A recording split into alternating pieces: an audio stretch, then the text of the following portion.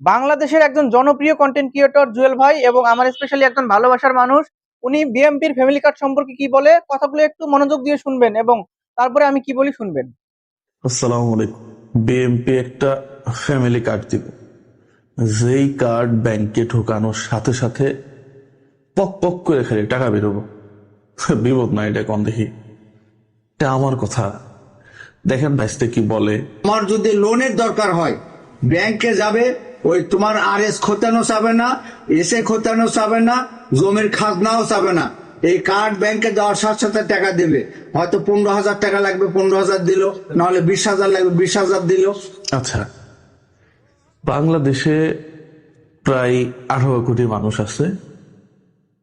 4 জনের পরিবার করে ধরলে মোটামুটি 4 কোটি পরিবার। এই 4 কোটি পরিবারে যদি মাসে 2,000 টাকা করে দেয়, তাহলে প্রত্যেক মাসে লাগবে 8,000 কোটি টাকা।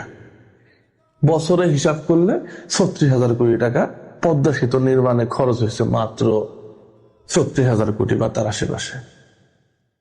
বিএমপি এত টাকা পাবো কোথায়?